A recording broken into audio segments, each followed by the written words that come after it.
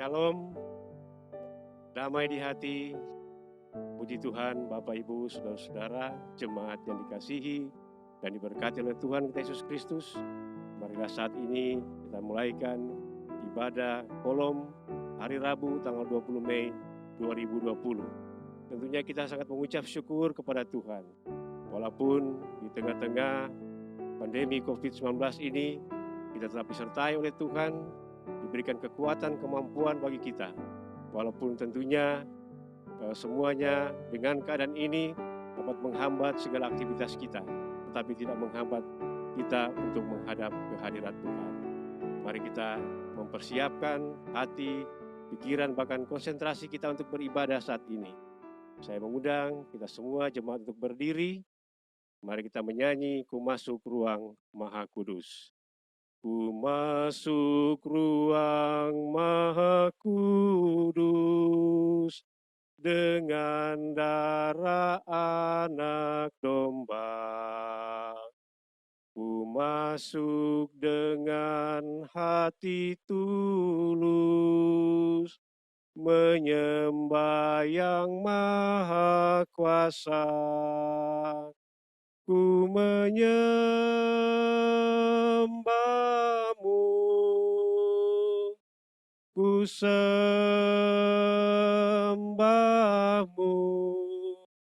ku menyembah-Mu, ku sembah-Mu, sebab nama-Mu kudus. Kudus Tuhan, sebab nama-Mu kudus, kudus Tuhan. Jemaat yang dikasihi Tuhan, kita habiskan ibadah kita di saat ini. Pertolongan kepada kita adalah dalam nama Tuhan yang menjadikan langit dan bumi, yang tetap setia untuk selama-lamanya dan tidak meninggalkan perbuatan tangannya. Amin. Klik nomor 332, Aku hendak bersyukur. Aku hendak bersyukur kepadamu dengan segenap hatiku. Aku selalu bersujud ke arah bait-Mu yang kudus, sebab kasih setia-Mu Tuhan. Sebab kasih setia-Mu, janji-Mu Tuhan, melebihi segalanya. Dan ku bersyukur. Jemaat silakan duduk. Mari kita berdoa untuk pengakuan dosa kita kepada Tuhan. Kita berdoa. Ya Tuhan Allah Bapa kekal dalam kerajaan sorga, Bapa di dalam nama Tuhan kami Yesus Kristus, Bapa yang baik, Bapa yang penuh kasih, yang senantiasa bersama-sama dengan kehidupan kami, jemaat umat-Mu, yang percaya dan mengandalkan Engkau dalam kehidupan sehari-hari. Bapa dalam kerajaan sorga, dalam perjalanan kehidupan kami ya Tuhan, kami tidak luput dari salah dan dosa, yang tentunya menyakitkan hati Tuhan. Oleh sebab itu ya Tuhan, pada kesempatan ini kami bawa segala dosa kami, pelanggaran kami kepadamu ya Tuhan. Seraya kami memohon ampun atas segala dosa dan kesalahan yang kami lakukan melawan kehendak-Mu ya Tuhan. Baik itu dosa yang kami lakukan dengan sengaja maupun dengan tidak sengaja. Terima kasih ya Tuhan, ampuni dosa kami. Di dalam nama Yesus Kristus kami berdoa. Amin. Jemaat yang dikasihi Tuhan, mari kita menyanyi Kidung Jemaat nomor 40, Ajaib Benar Anugerah. Ajaib benar anugerah, pembaru hidupku, ku hidup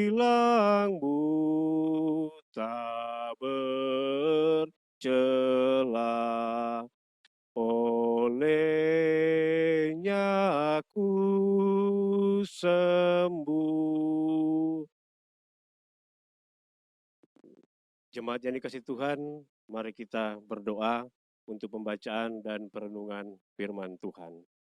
Kita berdoa.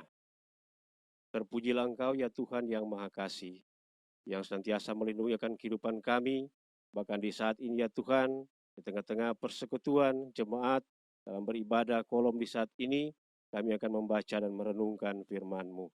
Kiranya Tuhan memberkati firman-Mu, bahkan memberikan hikmat, pengetahuan bagi kami semua jemaat agar kami boleh mengerti, boleh memahami akan isi berita firman-Mu yang akan kami baca dan renungkan bersama-sama. Bagi hamba-Mu yang akan menyampaikan, Tuhan juga memberikan hikmat, akal budi, pengetahuan, agar hamba-Mu dapat menyampaikan sesuai dengan kehendak Tuhan saja. Terpujilah Engkau ya Tuhan, berfirmanlah, kami sedia untuk mendengarnya. Amin.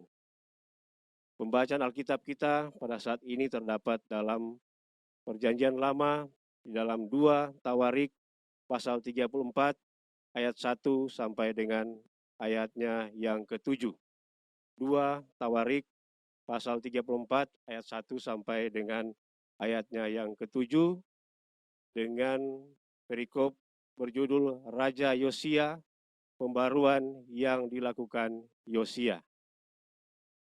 Yosia berumur 8 tahun pada waktu ia menjadi raja dan 31 tahun lamanya ia memerintah di Yerusalem.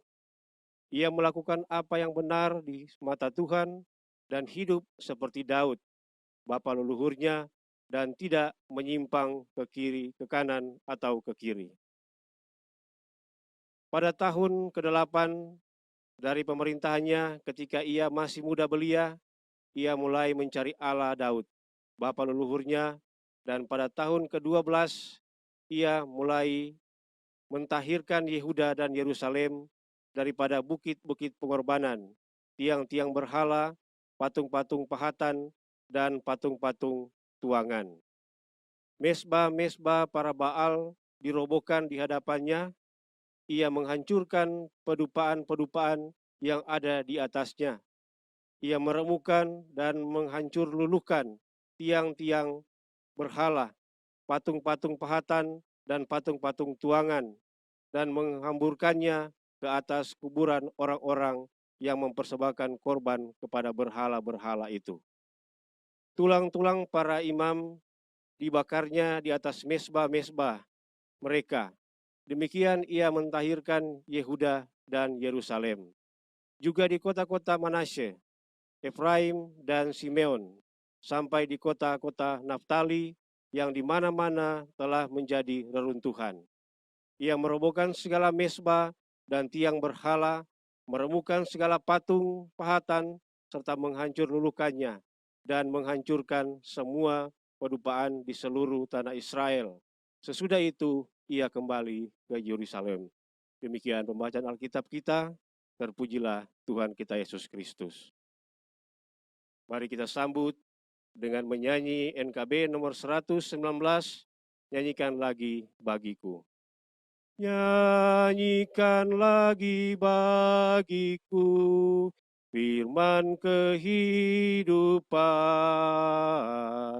sungguh mulia dan merdu firman kehidupan, firman yang terindah, ajarku setia,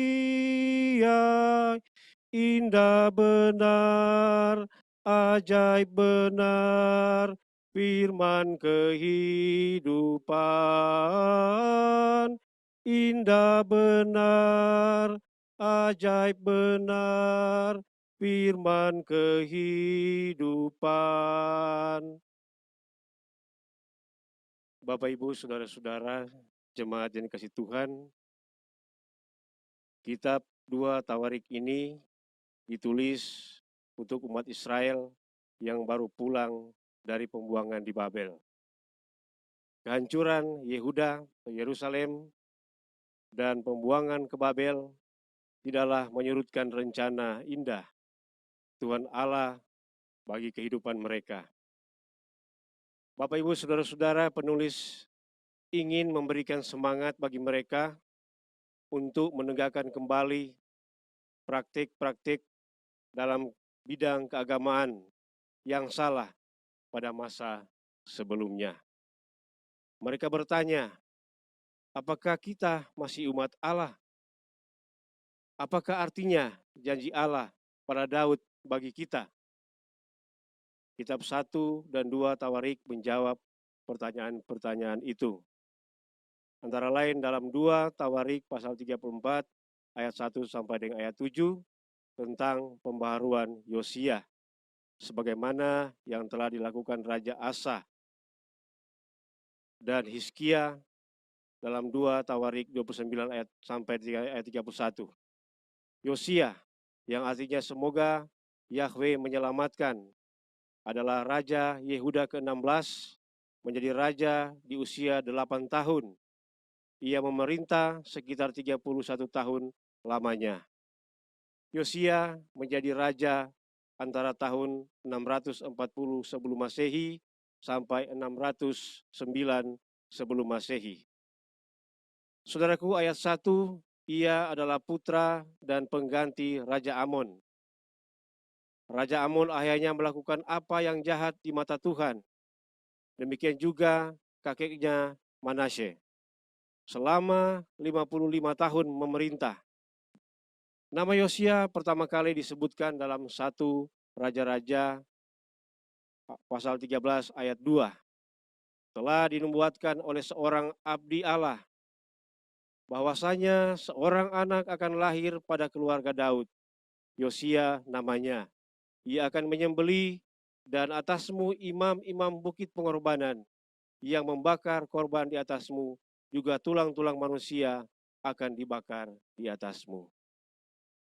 Selanjutnya dalam ayat 2 dikatakan ia melakukan apa yang benar di mata Tuhan. Sekalipun ayahnya Amon melakukan apa yang jahat di mata Tuhan, benar dalam bahasa Ibrani yasar yang artinya jujur, lurus, tulus, dan meratakan. Maksudnya mengikuti hukum Tuhan, ketetapan, dan aturan Tuhan Allah. Karena itu, ia tidak menyimpang ke kanan atau ke kiri. Dalam ayat 3 dikatakan bahwa pada tahun ke-8 pemerintahannya, waktu itu usianya 16 tahun, dan itu terjadi sekitar tahun 632 sebelum Masehi. Masih muda belia, ia mulai mencari Allah, yakni Yahweh yang disembah dan dimuliakan oleh Daud leluhurnya.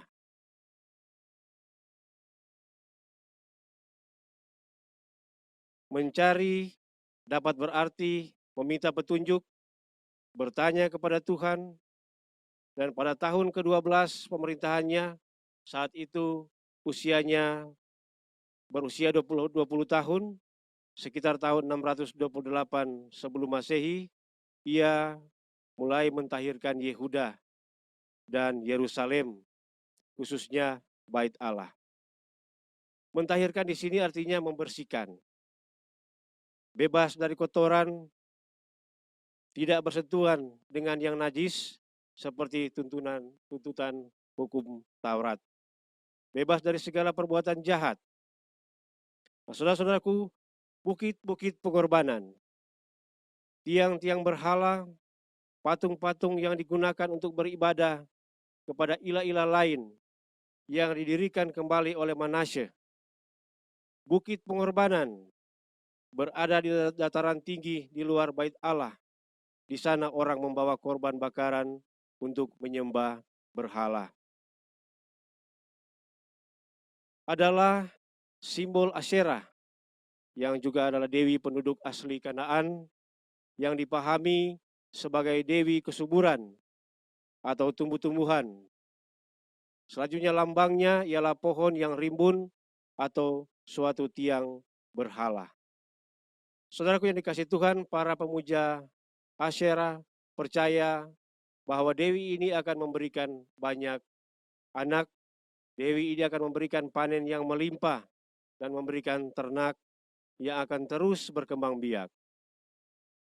Patung-patung berhala terbuat dari kayu dan batu yang berbentuk binatang merayap, yang berbentuk laki-laki dan berbentuk perempuan, berbentuk burung bersayap yang berbentuk ikan di dalam air.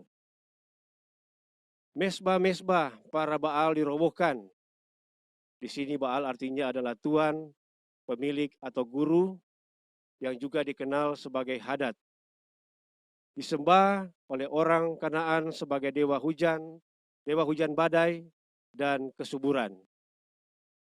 Menghancurkan juga pedupaan-pedupaan, tempat pembakaran kemenyan yang nyalanya terlihat berpijar-pijar, sejenis bokor dibuat dari tembaga atau emas.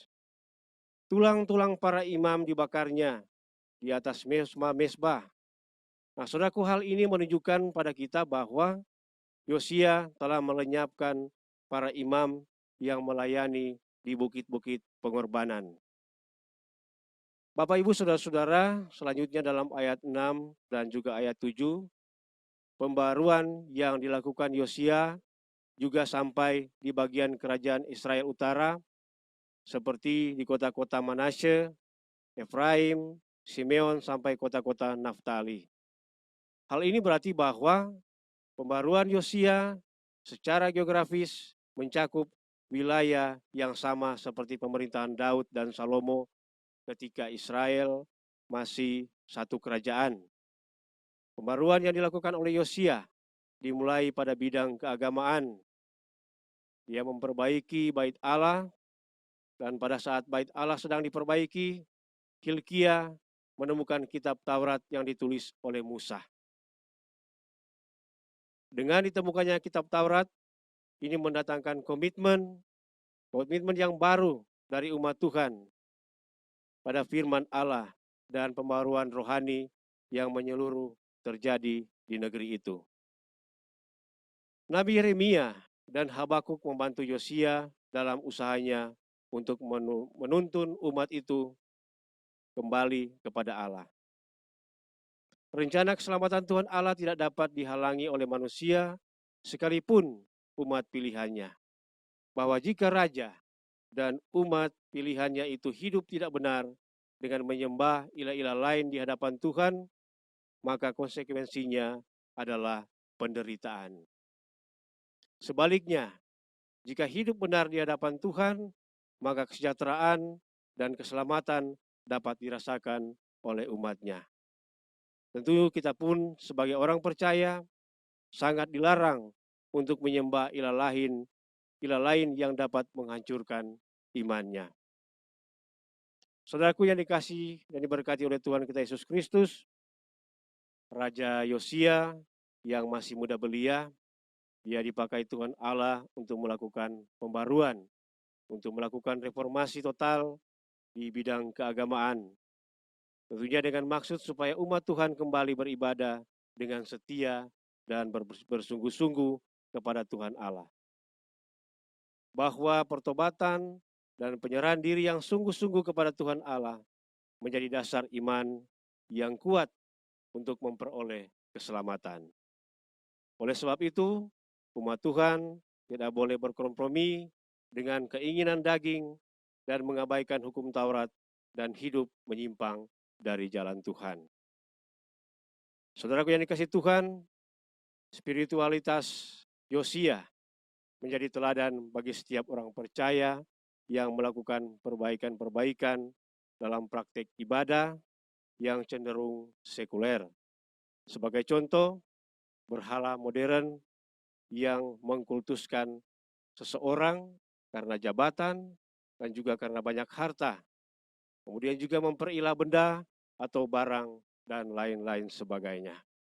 Oleh sebab itu, sehubungan dengan Hari Kebangkitan Nasional, maka setiap warga gereja terpanggil bersama anak bangsa agar lebih membuktikan spiritualitas membangun bangsa.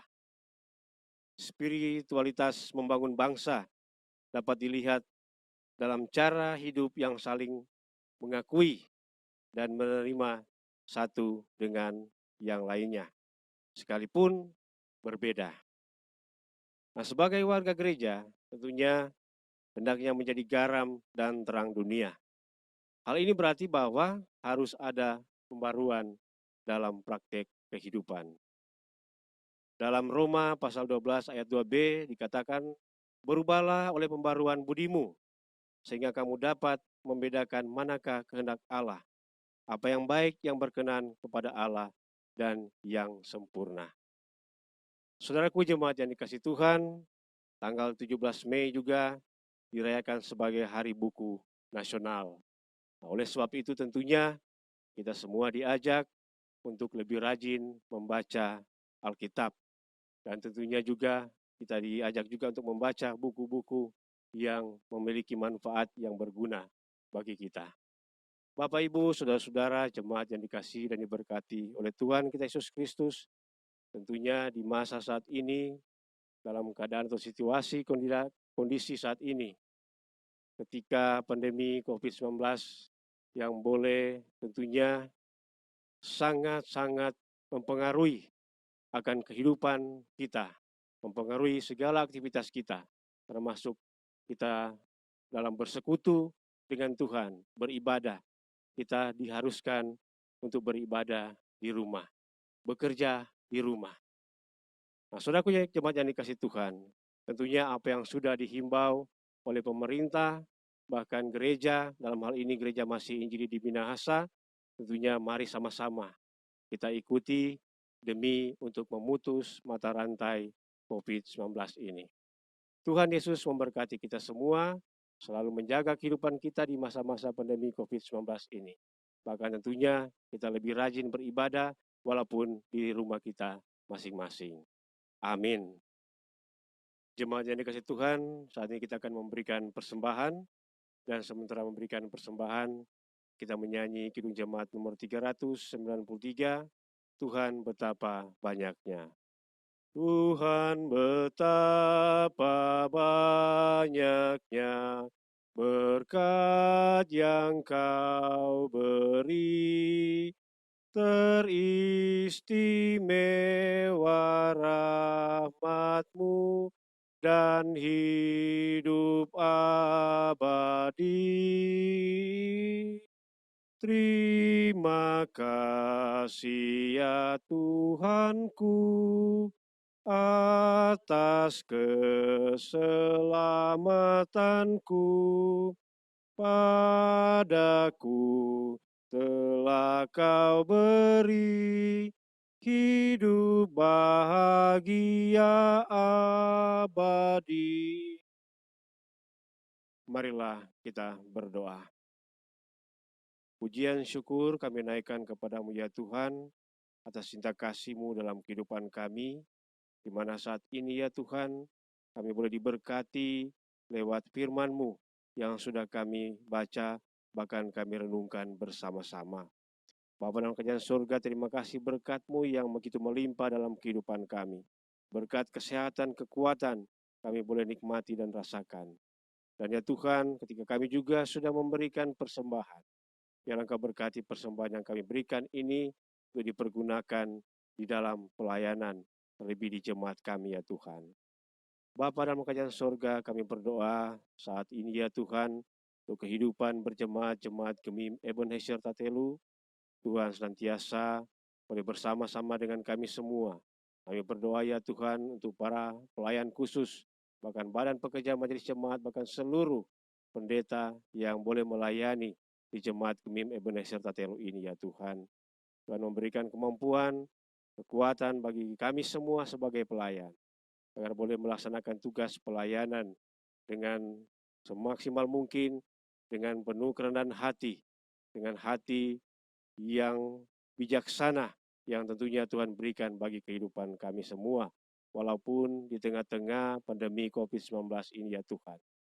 Kami juga berdoa bagi jemaat-Mu, bahkan bagi masyarakat yang ada di Desa Tatelu ini ya Tuhan, di dalam menjalani kehidupan di tengah-tengah pandemi COVID-19 ini ya Tuhan. Tuhan senantiasa menyertai akan jemaat, bahkan masyarakat yang ada, kiranya boleh dijauhkan dari segala sakit penyakit, termasuk virus corona atau COVID-19 ini ya Tuhan. Berdoa kami ya Tuhan untuk pemerintah, yang senantiasa di masa-masa saat ini ya Tuhan, tengah berusaha bersama-sama dengan TNI, Polri, bahkan petugas-petugas kesehatan di dalam penanganan akan pandemi COVID-19 ini ya Tuhan. Tuhan memberkati pemerintah ya Tuhan, memberikan kebijaksanaan bagi mereka agar boleh mendapatkan apa yang boleh kami inginkan semua ya Tuhan, sebagai masyarakat juga ya Tuhan.